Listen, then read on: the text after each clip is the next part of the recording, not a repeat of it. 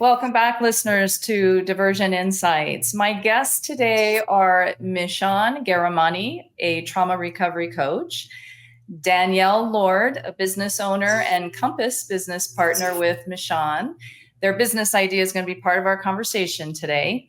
And Dr. Mark Kestner, who, in addition to being a critical care surgeon, has held the position of chief medical officer, chief quality officer, I'm sure many more things.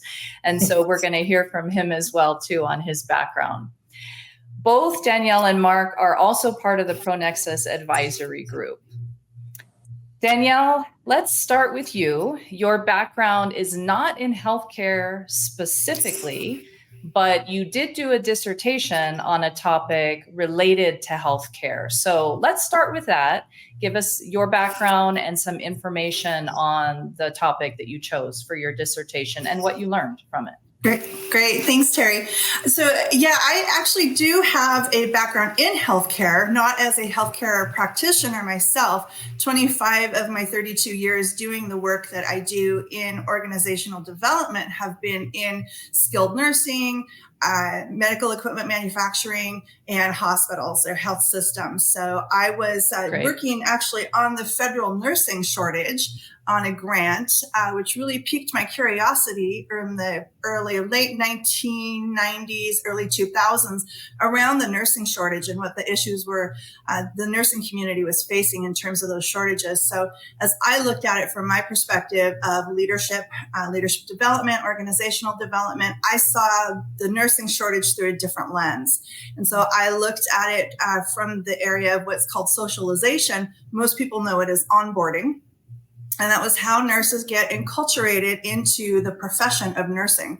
And so what I learned by going through that process is that nursing enculturation is actually very traumatic in and of itself because of the way that most nurses treat the novice nurses that are coming into the profession. Most nurses know it as they eat their young. And it's very true. There's really no opportunity for young nurses entering the profession to feel successful during the first years, just by the way that they're treated. So that was a fascinating discovery there. Later, when I was managing physician leadership development for a large healthcare system, did some further research on physicians as they were entering leadership, moving or transitioning from clinician or clinical practice into leadership. And their experience was equally traumatic as well, based on that research and those insights with those physicians. So it kind of moved into this whole area of trauma and compassion. I find the work very interesting. I think we are in a place societally where we are all suffering and experiencing what I call institutionalized trauma. I'll try and enunciate a little better here on a Monday morning. So it's been a fascinating journey, and continue to do this work with Michon as we've partnered up. Interesting. So I don't want to lose track of something that you said. Did you find a reason for the whole nursing eat their young and they're not very nice to, I can't imagine.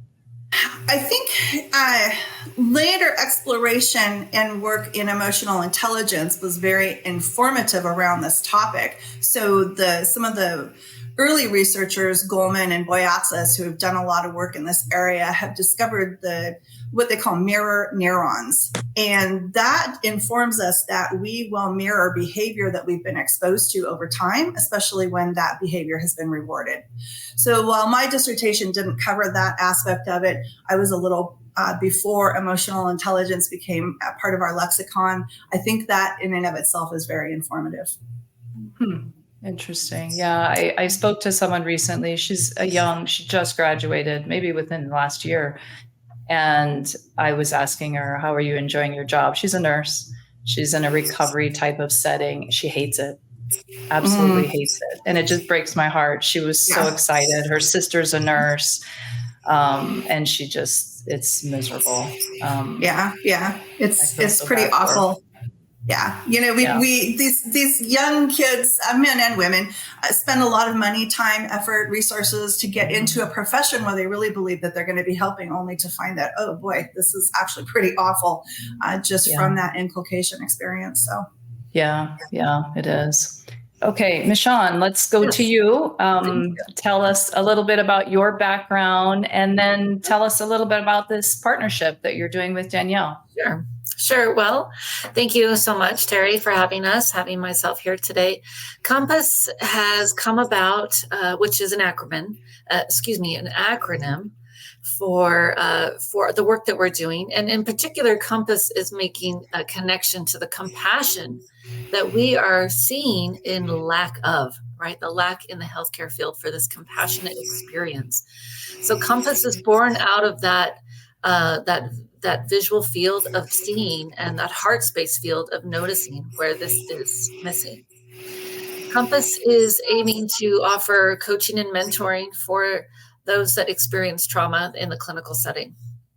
And what we're trying to do here is align both my somatic educational experience and training with Danielle's back-end experience of seeing that in the healthcare management side, and trying to bring together this force to expose and not just stay in the exposure site, but bring remedy, bring real skill sets to people that are needing care for trauma on the job, trauma in management sectors, in the true clinical setting. And Danielle has a wealth of information that she's brought to the forum for me. And then we are working together to bring our own coaching panel together. We are serving coaches, bringing them together, and then hopefully bringing in clinicians that then can utilize these resources. So it's a beautiful experience, and it's a free offering. That's one of the ways that we're giving into the community, is our knowledge, our experience, and asking other coaches that we're aligning with to offer their services as well for the Compass program.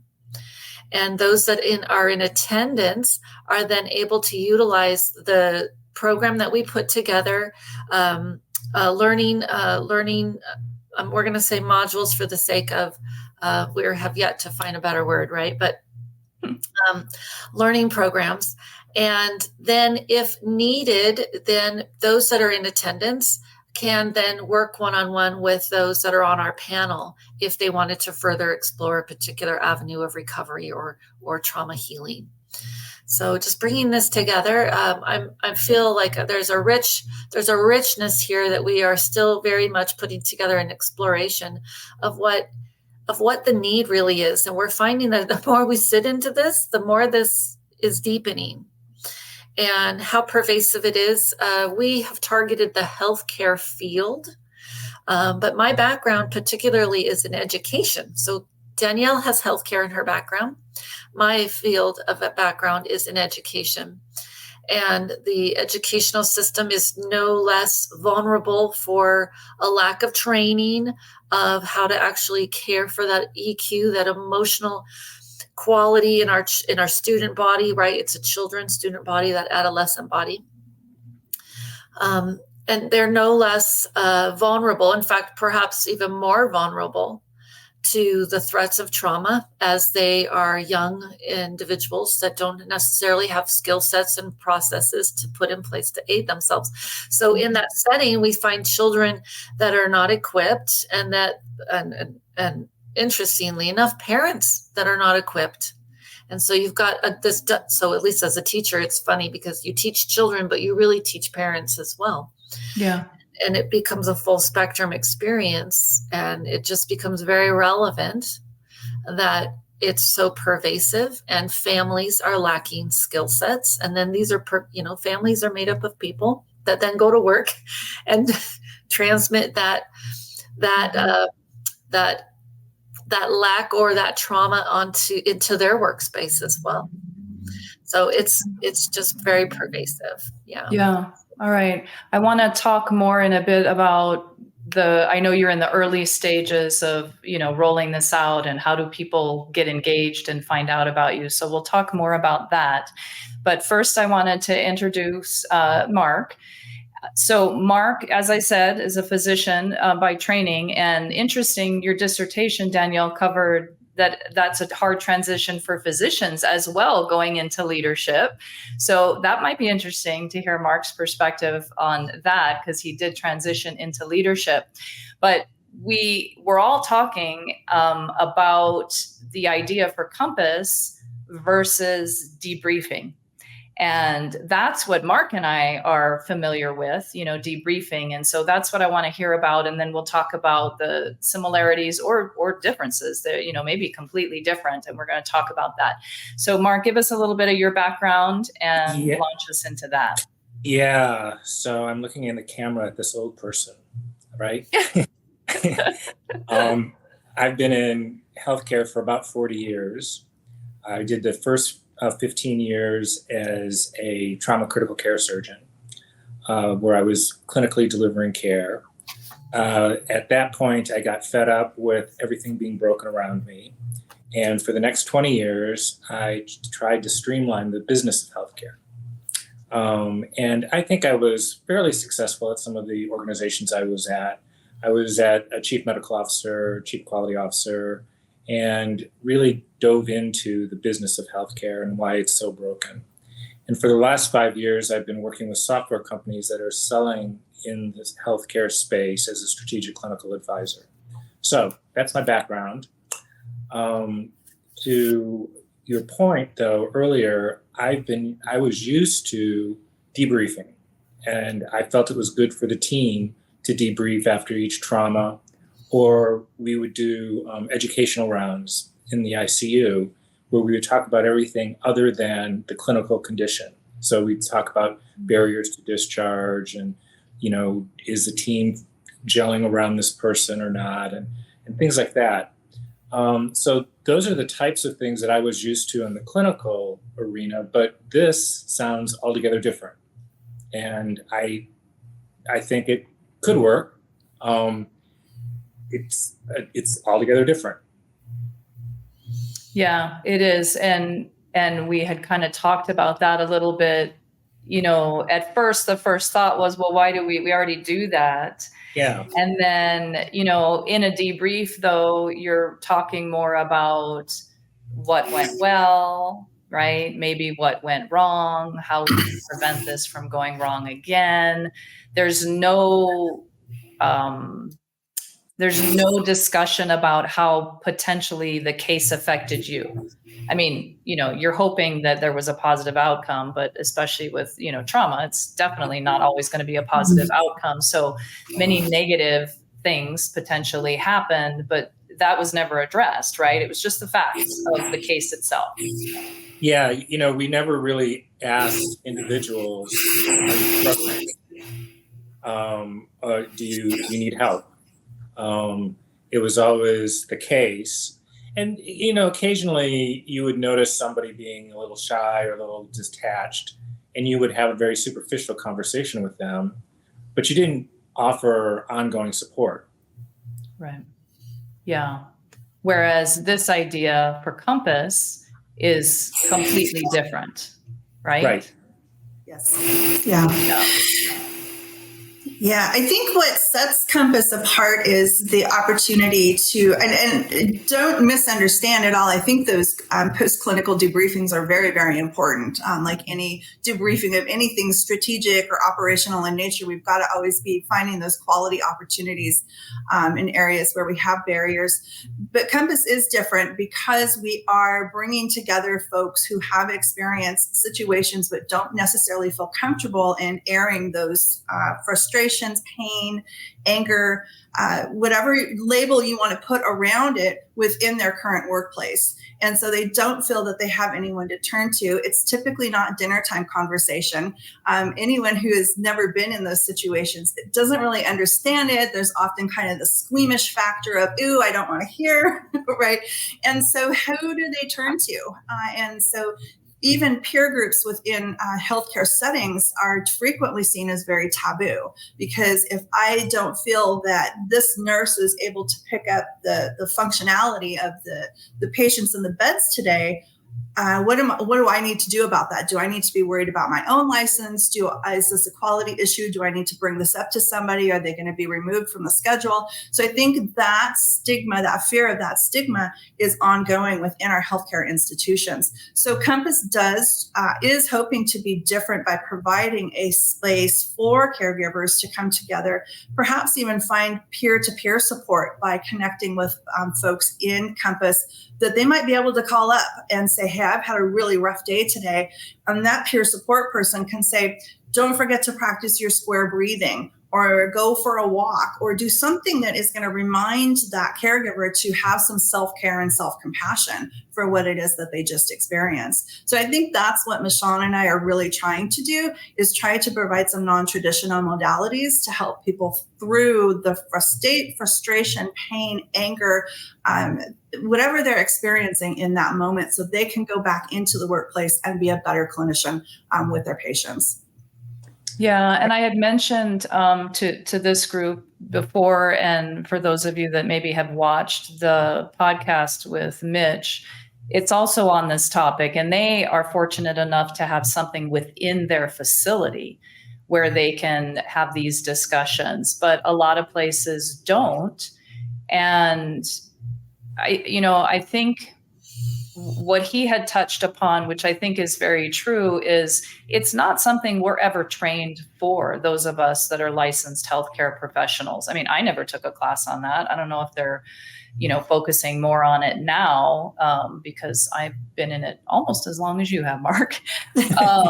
And so nobody told me about that. And the first time somebody, passed away on my table while I was in a code blue, it was like, whoa, and especially I'm a pharmacist. Why is this happening in front of me? I mean, the trauma surgeon, maybe, right? You expect it.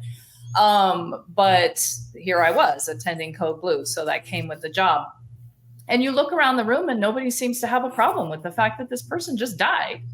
And so you're internalizing this. Is it just me that has this problem? Because everybody else seems perfectly fine. There's not really anybody to talk about it with. And you certainly don't want to appear emotional when nobody else is. That would just take away my whole professionalism, right? And so I think that's part of, yes, you have the debrief of what happened. I mean, in this case, really the debrief was, anybody have a problem with me calling the code? You're like, what? I have to say yes or no to this question?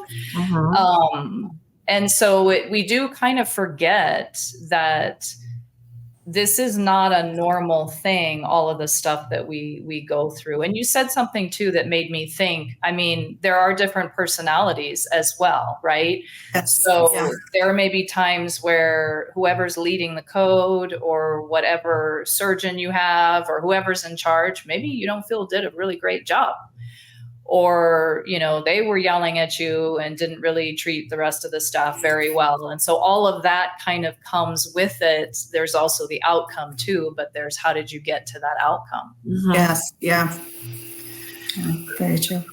I'd like to just add a thought here on the stigma surrounding our voice, having a voice to express in a professional setting some discomfort or something that is upsetting. And I would love to, and this is what Danielle and I are doing. We're challenging the idea that that's right now is commonplace. It's acceptable. No one is even speaking up, that no one said anything. And that is the essence of what we're addressing. That it's so hush-hush to imagine that if it's so hush-hush, then no one is experiencing it. No, that is false. I would just say on some degree in every hospital space, in clinician space, this is taking place to everybody present at a unique level. And maybe it may not be right then in the moment, but it does come. Our experiences do shape us and they do influence us. And I would love for it to be no longer a stigma and a taboo to be able to say, that was very overwhelming to me. Where do I find connection to restore a moment of wellness? So what is your relationship, or what is your ongoing relationship or evolving relationship with the quality department? Because they ultimately need to address the shortage of clinicians, right? it is going to affect the quality of care. But in the same token, it seems as if you may be talking about PHI or patient identification. So do you have a relationship with the quality department? Mark, are you addressing me or Danielle? Anyone. Whoever has the answer. Yeah. And that would be no at this point in time. We're still in the infancy stage, but I really appreciate the suggestion. I think that probably is a really great place to start because, this does impact quality of patient care by staffing shortages, right? Mom had to spend 3 nights in the hallway because there was no ability to throughput. They had to shut a unit down because there wasn't enough staff. The nurse came in and didn't care that they hurt mom when they ripped the IV out. Those are all the things that impact quality and ultimately then patient satisfaction scores as well, which has always been such an oxymoron to me, but that's another conversation. But it's a great suggestion, really, to start with those quality departments. Yeah, I think if the healthcare system knew that their quality department was behind this, you may have an easier time. Yeah, it's a great suggestion. Great suggestion. Thank you for that. Yeah. The other thing that I would like to add too, just on top of that is, there is this expectation that you've gone into a clinical role and you are going to see terrible things that happen anywhere within the healthcare continuum. I think what's different now, especially after coming out of the COVID years, where I think we can say we experienced global trauma together, right? And I don't think that the outcomes of that aren't yet fully realized. We've also seen an increase in violence in the hospital settings. We still have needle sticks that happen. We still have nurses and clinicians who see really awful abuse that occurs in the family or the violence that occurs on the streets in some of our larger cities. So all of that, what I call institutionalized trauma, and we haven't even talked about the music industry and the architecture and even the words that we use in business sometimes can be brutal. We have bullet points and we have strategy execution. And I could go on and on and on about the language that's kind of brutal. But all of that compounding upon us is just adding to the stress that our clinicians experience when they see something awful within doing their daily work. So I think that is something that we have to take into account as well. So I think clinicians really have a compounding effect that most folks who don't work in healthcare do not experience. They're still experiencing some of those other things, but then the clinicians are experiencing it through the work and the interactions that they see daily. Yeah. I think you bring up a good point. Life has changed post-COVID, and who knows what it's going to be in the near future, right? When I go to the hospital, my wife and I wear masks. Who would have thought to wear a mask before? But yet that adds another barrier between us and the clinician, right? Or the clinician comes in and wears a mask. There's got to be a way to debrief about that. Mm-hmm. Yeah. I mean, I think one good thing that came out of it was what you were referring to, Danielle, in terms of the whole mental health, where even people that maybe still won't admit it or are reluctant to admit it experienced something through that whole thing. So it makes it more, I feel, it seems anyway, maybe it's just the space that I'm in, but I feel that it's lowered the stigma a little bit because you could blame it on that, right? Before you wouldn't necessarily talk about the emotions that you were feeling or the stress or, but now I feel like a lot of people are talking about it. So it kind of makes it more okay to talk about it for those that used to be like, nope, I'm fine. Right. Yeah. Yeah. So I think that was maybe one positive thing that came out of it. But you're right. I didn't think about, you're right. The masks, they put kind of a barrier. Mm-hmm. Yeah. There's a lot to this topic. How do you, and maybe you're not there yet, but what are your thoughts in terms of getting the information out? Like, how can people get connected with this service?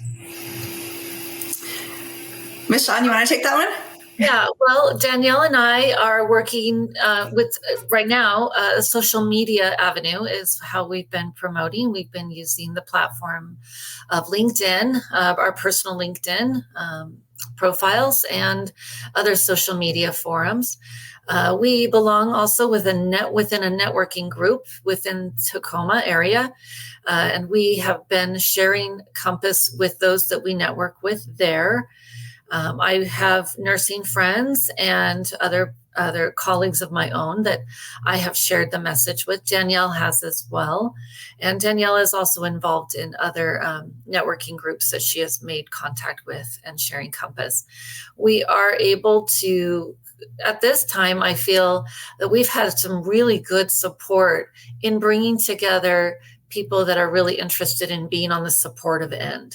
So now the efforts are really to draw in the right persons who can benefit from the work, from this collective unit that we're building.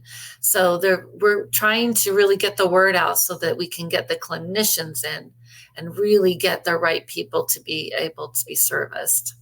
Yeah, I think a booth at the quality meeting, at the national quality meeting, would be a great idea. Okay. Love that. Yeah. National quality meeting, what's that? Yeah. Okay. So I think that would be a great place to sort of showcase your strength. Okay, thank you. And in terms of the people to be on the supportive end, are you looking for people with a certain kind of background or certification? Danielle has done, I would say Danielle has taken the lead on more of that screening side. And Danielle, do you want to speak to that? Yeah, I think anyone who's in kind of the coaching or healing space that is kind of a non-traditional modality. So we have right now a smoking cessation specialist. Of course, we have Michon, who's a trauma specialist. We are looking for a nutritionist, someone who can help re-guide someone into nutrition. What's the first thing we do when we get into those stressful situations? We just want to have sugar, right? Or alcohol or something that is, something that is not healthy for us. So I'm trying to think of some of the other coaches. We've got a coach who specializes in yoga. We have a nurse who has specialized in burnout as well. Yeah. So any of those coaches who might be interested say, yeah, I've got a specialization in a non-allopathic area would be welcome we'd welcome the conversation with you.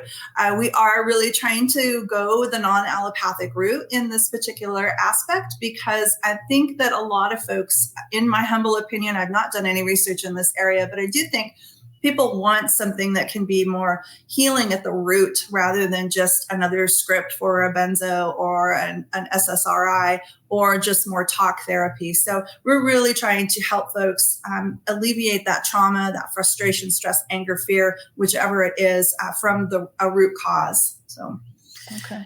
And this is a collective unit. So even if somebody doesn't pursue a one-on-one with one of the coaches, it can remain a collective supportive group and support in that way. We want it to be very individual or very even touch points. So if you want to make one visit in, we're hoping that one visit is going to set you on a path and a trajectory for additional healing with or without us. We want every point of contact to be focused, to lend itself to a modality that you can take away with some insight right here, right now. And if you want to continue, then please stay. But if you want further work, please reach out to one of our coaches and pursue that individual. So we're looking to have it be here and now and also very long term.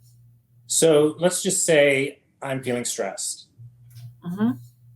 How would I know what modality is going to work? Well, Danielle and I have structured our Compass learning spaces to be where one of our coaches is going to be a presenter at each of these meetings. And so we will address that through social media ahead of time of who will be presenting, and to know if that may align with your interest, right? So we are also establishing a website to put all of our coaches on like this visual community and have resources there, blogging, tools, and access through that portal. So if someone comes in stressed, how do they know who may assist them? We have a digital resource that they can tap into ahead of time. But hoping to build more than just a internet connection. We're looking to build a one-on-one, more intimate connection and inviting people to the conversation. Yes, Danielle? Yeah, thanks, Michon. I think the other thing that we are planning to do is building out a resource or a toolkit of resources so that we can have a whole variety of, if this is your somatic response that you're having, these are some of the different tools or techniques that you might be able to employ quickly to help you overcome that stress response. So there will be quick things that you could do, plus the more long-term things like working or contracting one-to-one with some of the coaches.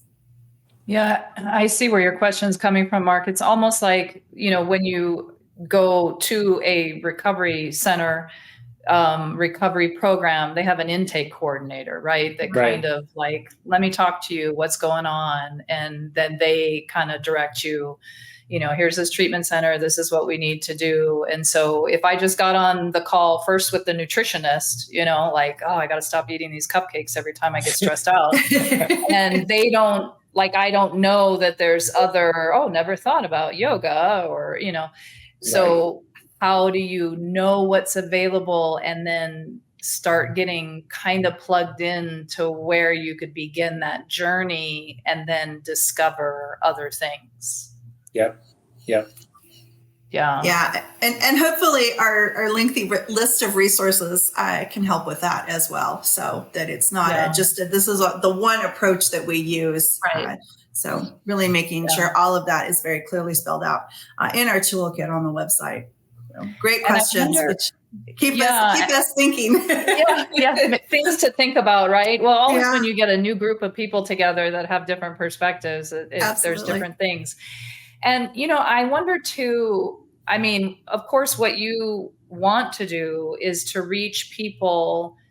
There are people in healthcare that already have therapists. And so they're probably already having these conversations and doing some of these things. And that's great. But where the big need are for the people that don't already have a therapist and they don't think they need a therapist. Yeah. It's like, whatever. I just go to work and get it done. And this happens. And this is, that doctor yelled at me again because, he's really mean and he yells at everybody. Right. So the whole bullying, right. There's bullying on the nurse's perspective and the doctor's perspective. I don't know about pharmacists. I suppose there are a few of us bullies out there. But how do we reach the people that don't think they need it? Or don't want the traditional approach to this as well. So I think there is a population that says, is there a different way to recover from some of this without that more traditional approach? Okay. All right. Kind of dip your toe in the water and it doesn't have to be, I have a therapist, it's okay. All right. I'll buy that. What do you think, Mark? Do you think we're going to get physicians to participate? Yeah, I do think if you present it in a non-threatening manner, right? I think the idea, we're talking about big ideas here, but some of it sounds like I don't need that, right? Whereas if it becomes more matter of fact in the healthcare system, people begin to realize and reach out. So I think that's where you really have to be not of them or not beside them, but integrate with them, right? Yes. So that becomes a much less threatening approach, I think. Well, and what everybody will deem as threatening, right, has a different criteria. Yeah. Right. But the more you make it just matter of fact that everybody is feeling this way and these are the resources you have, then you wouldn't feel as threatened. Yeah. Yeah. That's true. If it becomes just a natural offering, hey, which one of these will work best for you? Right. to deal with your trauma and stress. It's not like, do you have trauma and stress? Yeah. No. We all do. Well, Right? I think that's what Danielle and I have definitely concluded, that it exists. And so here's what's interesting is the acknowledgement. At what point do I acknowledge, or where am I in my stage of acknowledging that I am in that state? And then what do I do about it? Is there something to do about it? Maybe I'm quite content. I know plenty of people that are quite content in their struggle. Yeah. Right. And then they don't seek service. And you know what? I don't think we're not really we're not really trying to push people into that. We want people that are already or leaning into awareness, that are seeking. We hope everybody would see the ideal here of this compass method, that everybody can benefit from learning a new adaptive strategy. Right. Right. Yeah. And of course, tying it into substance use disorder, right? Yeah. We're hoping to either get those people before they get to that point and are using those types of alternative methods to deal with their stress. Or on the flip side, those that have been through treatment and recovery, you can offer them yet another support avenue to help them maintain that health that they have gotten back. Yes. Absolutely. Absolutely. Okay, great. Any final thoughts before we wrap it up? No? Okay. Can we share emails for if people are interested? Okay. Yeah, so you can reach me, Danielle Lord, at Danielle at archetypelearningsolutions.com. That's my email address, archetypelearningsolutions.com. The things you think about or don't think about when you're naming your business is how long is my email address going to be? Yeah. Michon, do you want to share your contact information? Yeah, I operate Rooted to Rise coaching, and Rooted to Rise uses the number 2. So again, obviously, I mean, to spell it out versus the number, right? Yeah. But there was a reason for that, because it takes 2 to bring into connection, right? So if you want to get a hold of either of those ladies and you forget their email address, mine's real simple. It's kestner.ms@gmail.com. Thank you. Yes. And does Compass have a LinkedIn page, or is it through each of your pages? Right now, individually, but we're working on that. That's coming up. Yeah. Yeah. Okay. All right. That is coming and so up, these and your names will be put on the podcast, so people can also find you on LinkedIn as well and message you directly. Keep it easy. All right, great. Well, this is a good discussion. And I think, originally the thought was, well, we already debriefed. Why do we need this, right? But debriefing does not tackle, not at most. I mean, I guess we need to be careful with our definitions too. I find that people have different definitions for things. So it is quite possible that there is an institution out there. And actually, I'd love to hear from you if you do have something like that incorporates the emotional or stress side. I don't want to say emotional because, again, there you got the stigma, but that piece of it, the more personal side during a debriefing situation. And maybe there are places that do incorporate that, and that would be great. And another place that you guys could reach out to, I would think, would be licensing boards. That is a good let idea. them know that it's available, and maybe they can put it on. I know they can't typically support and advertise for people, but perhaps they have a resource, center or something that they can list these things and just direct people to as another alternative for a resource. So that, and then of course the local recovery centers that, have something, and people may be looking for a post alternative to assist. But all great ideas. Thank you. Yeah. Well, great. Thanks for looking into trying to do something to help people better themselves and make them healthier. I just, this has nothing to do with healthcare or anything, but certainly stress. I just heard from somebody that I know, they asked, did you hear about the drama that took place in my neighborhood? I'm like, no. So apparently there's a stop sign that gets run on a regular basis in a neighborhood. And there's a gentleman that lives right by the stop sign, and he has a chair and he sits in his garage and he watched somebody run the stop sign. Oh, wow. Why the person who ran the stop sign stopped then after, I don't understand that part. But these two got into an altercation, and it was a woman that ran the stop sign. And I guess she claimed that she has the right to run it because she lives in the neighborhood. So we'll let that one go for the moment. But they went at it, and he hit her. He punched her in the face. So it's like, oh my gosh, people, we talk about the whole, people are more agitated than they have ever been. And if that's all it takes to get you like in that state of agitation, that is nuts. Yeah. Crazy. Yeah.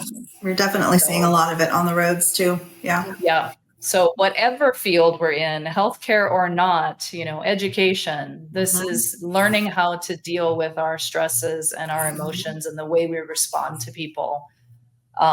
Check it. Like, it's a skill, just like anything else, right? It requires a good practice of it. And we need a lot of different avenues because we're under different amounts of stress in different arenas. Yeah. Absolutely. Okay. Well, thank you, all three of you, for your time. I appreciate it. It was a good conversation. Thank you. Appreciate that, Terri. Thank you.